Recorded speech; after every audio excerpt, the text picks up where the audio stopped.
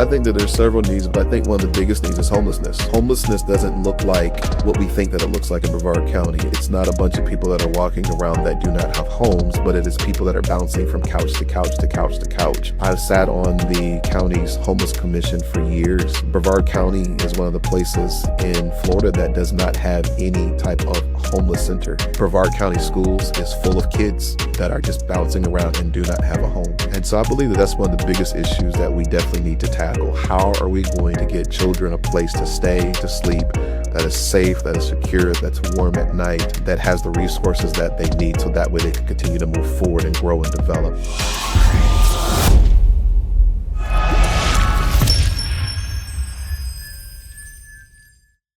Welcome back to the Christians of Brevard Pastor Podcast. I'm joined today by Dr. Stanley Patton of Victory Church in Merritt Island. They're a multicultural congregation founded in 2016 by Dr. Stanley and his wife, Dr. Melissa Patton. Originally in Melbourne, they moved to Merritt Island in 2021 and host both the church and a number of related ministries, including Victory Kids Sports and Victory Academy, out of the North Courtney Parkway location today. Pastor Stanley, how are you doing? I am doing great, Connor. Appreciate it. Appreciate you joining us. So I think, am I right? You're in the middle of your summer program for Victory Kids Sport right now. We are. We've been almost 9 weeks in. It's been just a lot of fun being able to have kids on campus. We have a huge summer camp every single year. Really, really exciting times. I mean, you name it, we've probably done it. The theme this year was Splish Splash 2025, and there's been all kinds of just crazy things that are happening, from phone parties to laser tag, game trucks, and even this week, Connor, I mean, we have Safari Todd, who comes in every year and brings some type of wild animal. I mean, he's brought alligators, Komodo dragons. I mean, can you imagine coming to church and there's Komodo dragons in there? But we've got it going on this year. So just an exciting time. Where are you getting the Komodo dragons from? So we have a vendor who we've been using for, probably the last 5 years. He actually is a movie star. You know, he is the guy that Hollywood calls in order to train like animals. His background is in zoology. He's, grew up at a zoo. His dad was a zookeeper. And so he just has all these animals. So he brings in snakes. He brings in tarantulas. He brings in, like I said, Komodo dragons. The kids take pictures with alligators. I mean, he's got every creepy crawler that you can ever imagine. And he brings it into our church every single year. It freaks the kids out, but they love it. So you guys do that on the campus of the church there in Merritt Island, We right? do it right in the campus. And so, which is ironic, is, exactly where I preach and where people sit, we have animals in there. So don't tell anybody that they're going in there and there could be a snake loose or something like that. No, he makes sure that everything is taken care of and sets up and tears down and all those kinds of things. But the kids enjoy it. I've heard of snake handling churches, but not Komodo dragon churches. Yeah, definitely not that kind of church, but yeah, we do have Komodo dragons actually today, and so the kids are excited, and I know That's our cool. staff are freaked out. So I usually like to begin by just getting an idea of some of the history of the church, legacy, heritage in the county. I know you guys were just started. It's about a decade ago now, so it's not too young. But maybe tell me a little bit about what kind of led to the founding, what brought all this together. I know Victory Kids Sports was started just before the church, but I think the vision was always that they were going to be complementary.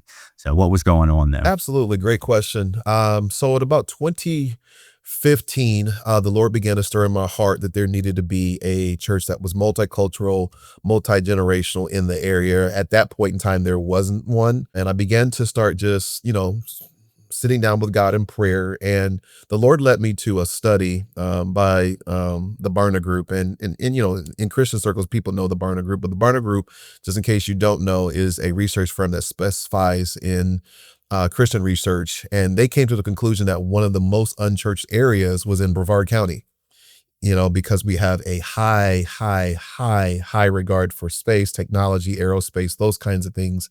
And a lot of people aren't going to church. And so the Lord impressed upon my heart, maybe we need to have a church that can reach people that are intellectual, that are in the aerospace industries.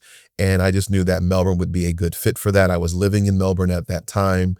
And through that research, it just kind of just dumbfounded me that we had all these churches, but a lot of people that were in the community just weren't attending a church. So we wanted to, develop a life-giving church, which, every church I believe that preaches, in Jesus's name is a life-giving Mm. church. But we wanted to be multicultural, multi-generational, bring everybody together and just have a good time doing it and have a huge, huge, huge focus on kid programming. And so that's kind of how we got started. We kind of figured out, ways to how are we going to be multicultural, and through that, the avenue of Victory Kids Sports, that was the way that we knew how to do it. When you look at sports teams and you look at, various people around the globe cheering on their teams, it doesn't matter. As long as you are our colors and you're with our team or you're rooting for our city, we don't care what you look like, what your thought process is, what your political views are.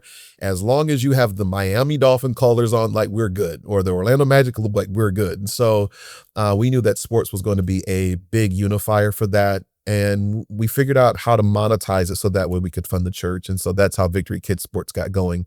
We were doing life with people, Yeah. bringing people from various backgrounds together, all under the banner that we're doing this for a purpose and we're doing this for a mission.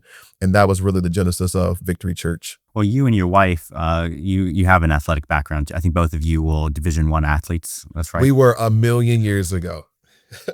Okay. A million years ago. Both of us ran track in college, and it's funny how God brings things full circle. Our oldest son, Micah, is he's a senior this year, and he's going to be attending, school on a track scholarship. So it's cyclical at this point. It's generational. Yeah, I mean, it seems like it's just really exploded, especially Victory Kids Sports. You guys are all over the place these days. That's certainly a blessing. What was going on before all this founded? You said you were here in Melbourne already, and now probably I can just imagine that what's going on at the church and Victory Kids Sports is kind of consuming a lot of your life. But maybe tell me a little bit about your background, what brought you to the area, and how that started. So in 2011, I was brought down here to pastor an existing church in Cocoa, Florida. And I was at that church and served that church for a number of years. And then, while the church is doing excellent, well, growing, booming, all those things, God says, plant a church. And I'm like, no, absolutely not. Right. I came out of a church plant that I planted when I was 22 years old, along with my wife. I mean, I'm so romantic that we planted a church on our first year church wedding anniversary. That's how romantic I am, right? And Wow. that is what you don't do. So for those of you that want to plant a church, do not do it in your first year anniversary. I will tell anybody that, do not do that. But that's how we got here. I planted a church. People came to that church, saw that it was, a nice church, growing church. And they said, hey, would you be willing to come to Florida? And I said no several times. But, probably about after maybe the fourth or fifth time, the Lord said, I'm doing a new thing, and I need you to be cognizant of that. And so I succumbed to the will of God and ended up coming down to Florida. And like I said, we were there for several years, and even when the church was doing amazing and had a complete turnaround, God said, now it's time for you to plant another church. And I really didn't want to plant another church because it's hard, it's difficult, it's not easy. It's a very difficult thing to do. And but like I said, I wanted to be obedient. And so we did it, and we did the best that we could. The move from Melbourne to Merritt Island, you guys were able to purchase that building there, and that location seems to really be a springboard for a lot of the efforts that you guys are doing now, including the sports program. You also have this Victory Academy. That's a childcare program. And how's that been going? You finding roots there in Merritt Island for that as well? Yeah, it was never our intention to be in Merritt Island whatsoever. We never had programming in Merritt Island. We never had done anything in Merritt Island. We were always a Melbourne-based church. In fact, the actual name of the church is Victory Church of Melbourne. So Right. that's the legal name of Victory Church. But it was during COVID where we were trying to purchase a building in Melbourne, and it just did not work out. We put an offer on a building, and then by the time we went through an inspection, the inspector said, hey, you do not want to buy this building. This is going to be just a nightmare for you all. I advise you, even though I'm not supposed to legally, do not purchase this facility. And so we pulled out of that deal. And it was COVID, so there was a huge risk. It was a huge faith move. There was no congregation sitting in any pews whatsoever because everybody was online for like 2 years. We were a YouTube church, and we hadn't seen anybody. And our realtor said, "Hey, there is a space down in Merritt Island. Would you be willing to look at it?" I said no, okay, because I'm so spiritual, right? So I said no, and they said they want to talk to you. And at that point, they had a couple of offers on the building. One was the Merritt Island Fire Department. And so the city is literally trying to purchase this building. I'm like, hey, the city is going to buy this building. The city has way more cash than we will ever have. So he probably going to go to them. And so, I prayed about it, and our leadership team prayed about it. And we really didn't have a lot of resources because we were a new church. And so we came with a lowball offer, and the group said, "We accept your offer. We would rather it be a church in this community." And so we just saw this as a God move. And the building that we moved into is not the building that you see today. It needed a lot of work. It was brown and purple on the outside. I mean, there were no floors, walls were torn up. And so we had to do a lot of sweat equity, but it was a really, really good way for us to kind of come out of COVID, bring everybody back, and actually start working towards something. Did we lose people along the way? Yeah, because I mean, Merritt Island and Melbourne are really, really far away from each other. But it started a brand new church, and we've been excited about it ever since. Yeah, I mentioned it a few times, but it really does seem like Victory Kids Sports has just exploded. I mean, you guys are now it's a national brand. You guys are in Iowa. You have programs in multiple school districts. So looking back, I mean, from the original inception, there was always this kind of complementary vision with the program in the church, and that's something you really don't see at a lot of churches. I mean, it's a very unique kind of structure that you guys have going on there. But how do you think that's complemented the congregation over those past 9 years now? As the church benefited from that, are you seeing families coming into the church that find you guys through those programs? Yeah, absolutely. We built it to be kind of a pond that we can keep fishing in.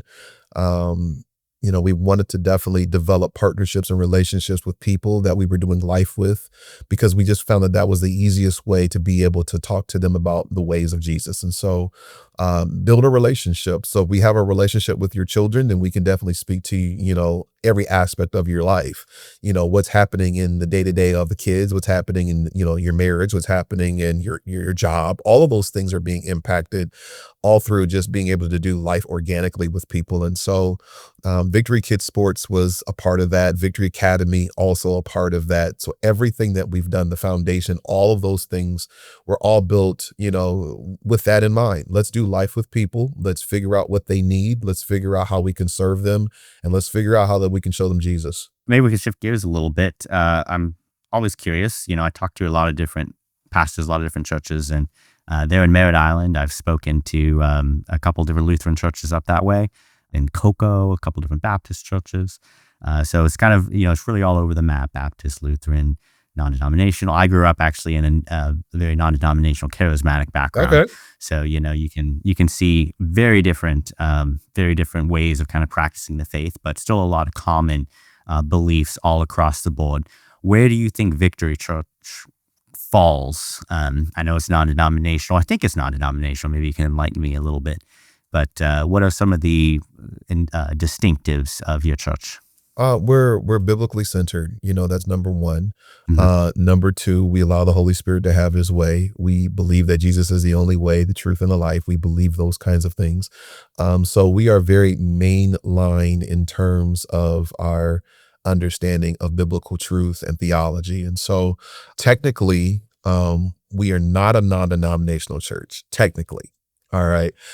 Even though we function like a non-denominational church, but because we were planted through an organization called Sin Network, that is actually the Southern Baptists. So we're technically a Southern Baptist church that just appears to be more non-denominational. And there's a reason for that. The reason is because we don't want our denominationalism to be a barrier to anybody else's faith. So if you say we're part of a Baptist church, you may lose people that say, I don't really like the Baptists, or whatever it may be, or maybe I heard something about them. And so we don't have the the Baptist in our name, but we're technically a Baptist church. Okay, interesting.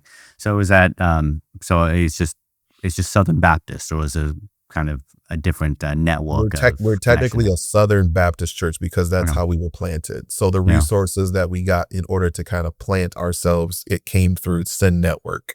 Okay. So you guys then part of, I know there's I think there's the Baptist Association. What is that up in Cocoa? Am I right there? Are you There guys kind of is. involved with some other pastors here, or how does that work with you guys here locally? Yeah, I associate with everybody. I don't believe that Okay. we have any enemies in the kingdom. As long as you're preaching Jesus, we're on the same side. Mhm. And so I try to Yeah. associate with everybody and anybody. I have friends that are pastors and, that pastor churches that are all across the board, from folks that are, Lutheran, folks that are Baptist, folks that are Methodist, all over the board. And so, like I said, as long as you are preaching Jesus, we're all in the same family. There's only one faith and there's one Lord and there's one baptism according to scripture. And so I try to keep it as mainline as possible. Have you found any benefit or local fellowship with some of these local associations? I don't know, maybe they're in Merritt Island or kind of in space, or in the Space Coast broadly. Any collaborations that have kind of borne fruit? Yeah, absolutely. We've been able to associate with so many different people along the ways. We've had, backpack giveaways. We've had, other companies come into play. We've been able to partner with Christian organizations to be able to do all kinds of Hmm. things. Every single year, we do partner with the Lutherans, believe it or not, and in order to do some things because they have some services, especially financial services, and they offer to our people. So we've been able to do small groups with them, especially for, um, you know, financial planning for families. Is that Faith Lutheran there in Merritt Island, or is that just the Lutheran It denomination? is an organization. I can give you all the Okay. details. For some reason, it just escaped me the Ah, name of it, even though I was just wearing the T-shirt like 2 minutes ago. But that's I'll fine. figure it out after probably this conversation. But Hmm. we've been able to partner with all kinds of people, other churches, all around the globe, other Christian ministries. Even before we got this facility, Christian Care Ministry there in Melbourne was very instrumental in our growth and development and allowed us to be able to rent their assembly hall, and they're just great people all along the line. Like I said, the Christian community has been just been tremendous to us. Churches have supported us, groups of people, not only in Brevard, but beyond, beyond. And so it's been one big family, all together. You have so much experience in education, early childhood education. You guys have really, it seems like, developed a lot of programs around both your experience and your wife's experience in that field.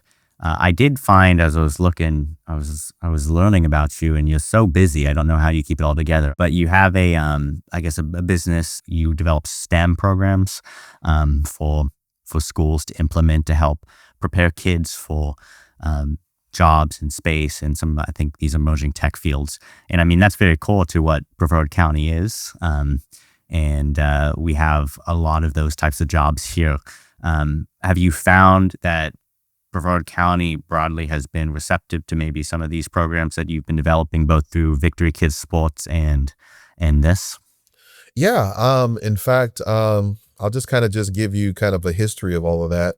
Probably right before COVID, we used, obviously we had Victory Kids Sports, but Victory Kids Sports is not just playing sports. And so in our camp series, we offer physical literacy, which is sports, and then at the same time, STEM programming, because we realized that there was an opportunity there to be able to impact, two totally different types of children. One that is more sports inclined, athletically inclined, and one that is more, more tech inclined. And so even in our own home, we have that. Our oldest is, like I told you, is going to have a athletic scholarship, and our youngest is a tech person. So we actually built programming to kind of fit their personality types. And with that being said, we started developing prior to COVID what we call Victory Virtual. And Victory Virtual was a way to do physical literacy, which is athletics, but with a STEM type of lens. So we were teaching both things, movement as well as mastery of STEM subject matters. And so that became very, very popular. And so Brevard County was a part of that. And we were able to, get that into several schools where teachers were actually trying to figure out what kind of curriculum do we use now that we're all online, and we already had all of this stuff. And so, so Brevard County and other school districts bought it. and so they were utilizing it in certain schools. And so that was kind of iteration Gen 1. And we had several lessons that were developed and produced. We did them all of ourselves. The kids were actors in the movies. They were being taught different components, whether it was putting together rockets, whether it was, building some type of explosion or chemistry. All of those things were kind of intertwined in that program. And now what I've been able to do is launch something called Space Career Labs, which I launched about October of last year, and it's kind of generation 2. And Space Career Labs is an opportunity for us to develop simulation and modeling technology that could be used for what is called CTE, which is career technical education. So in the space industry, there is a huge shortage of workers at this point. There's so many opportunities, but there's not enough workers. It's like, the harvest is plentiful, but the laborers are few, kind of thing going on in there. And they're trying to figure out, where's our next group of people, our next wave of the workforce going to come from. And so we figured that it was going to have to be education and workforce. How do we get students to get involved in these careers a lot sooner? There is a STEM shortage. We know that. But at the same time, a lot of kids are just not interested in STEM.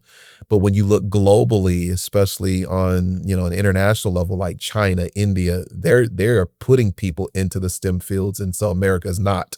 And so how do we do that? And so Space Career Labs was birthed in October, where we developed a proprietary technology that I'm really excited about called Cosmos Commander.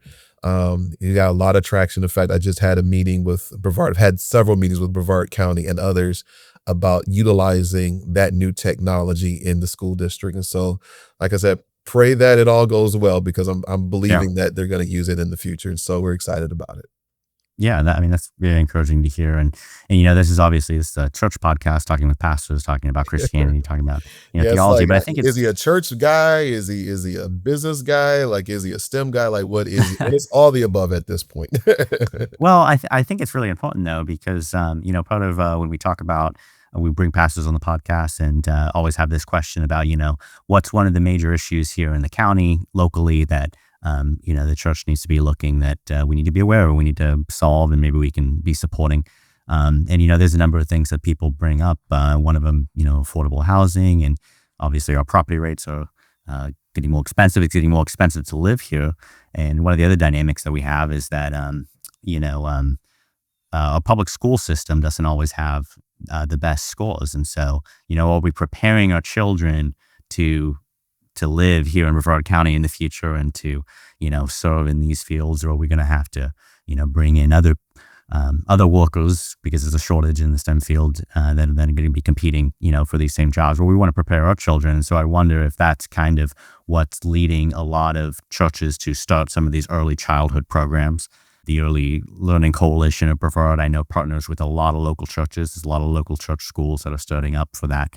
And so I think it's something that Christians need to be aware of and need to support, something especially like what you're doing with bringing STEM into Brevard County public schools. That would be the perfect program, I think, for Christians to also sort of support. So I would love to see, more of that type of thing of coming in Brevard. So I'm glad to hear that you're getting some traction. Yeah, we're getting traction with Brevard County and others.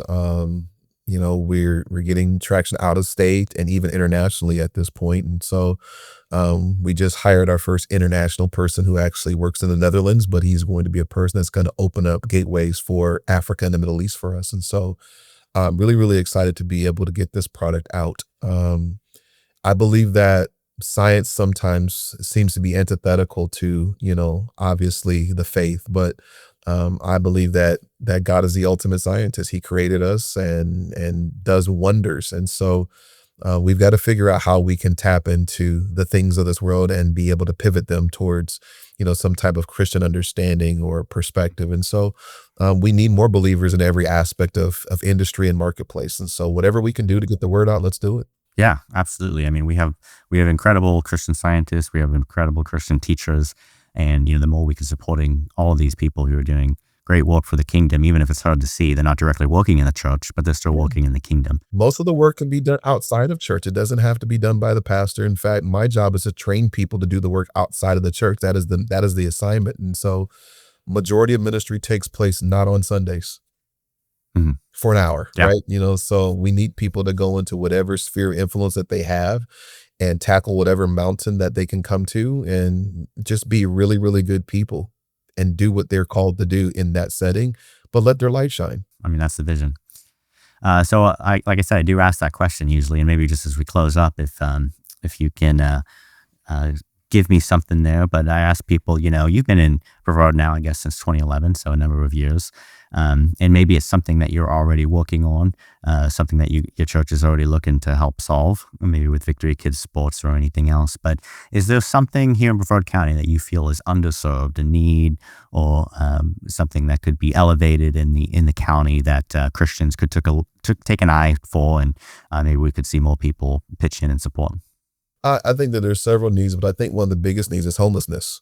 And homelessness doesn't look like what we think that it looks like in Brevard County. It's not a bunch of people that are walking around that do not have homes, but it is people that are bouncing from couch to couch to couch to couch. I sat on the county's homeless commission for years. Brevard County is one of the places in Florida that does not have any type of homeless center. And it's, where would you put it? Where would you figure that out? And even though I was on that commission for several years, we could never figure out where we could actually put people that needed a home. And so Brevard County Schools is full of kids that are just bouncing around and do not have a home. And so I believe that that's one of the biggest issues that we definitely need to tackle. How are we going to get children a place to stay, to sleep, that is safe, that is secure, that's warm at night, that has the resources that they need, so that way they can continue to move forward and grow and develop. And there are so many organizations that are out there that are doing major jobs and are doing great jobs, but there's always more to be done. And so whatever Christians can do to kind of help out someone that they see or heard that, needs a place to stay, then you know what? I think that that's a really, really good starting point. Yeah, I think the statistic is something like 40% of the homeless in Central Florida are under 18 Yeah. and retirement age, Yeah. so out of the workforce. I mean, Yeah. it's a huge statistic, and it's exactly like you say. It's people, jumping from couch to couch. So, yeah, there are some great ministries here in Brevard that I know are doing what they can to solve that in different capacities. I've spoken with CETA, Yep. CETA Rescue Mission. They're doing great work, but we need more. So yeah, I definitely agree. That's a huge issue. Thank you so much for joining me, Pastor Stanley. And I want to give you an opportunity to let people know, like you said, the area here in Brevard County is actually very heavily de-churched. A lot of people that used to go to churches that are not going to churches anymore. So maybe there's some out there in the Merritt Island area or nearby that would be looking for a local church and would like to visit Victory. So how can they do that? How can they find you guys? How can they get in contact with y'all? Yeah. So 4725 North Courtney Parkway, Merritt Island, 4725 North Courtney Parkway, Merritt Island Victory Church. Every single Sunday, we're available, but we're also open every single day of the week, Monday through Friday. We open at 6:30. If you need prayer, if you need support, you need childcare, we got you. If you need a summer camp for your kids to go to, attend to, so that way they can see a Komodo dragon actually inside of a church, which I'm pretty sure is pretty unique, then we have all those things available. But at the same time, you can go directly to our website if you want to get connected to us. That's victorymlb.com, victorymlb.com. Sunday morning worship starts at 11 a.m. We would love to see you there. Again, multicultural. There's smiling faces. There's somebody for everybody in our church, and we would welcome you with open arms, no matter what your background is, whether you have a faith or whether you don't, or you're just kind of just searching around. You can belong even before you believe in our church. And so we just love for you to come, just hang out, and let's just do life together. Amen. Thank you again, Pastor Stanley, and many blessings for Victory Church.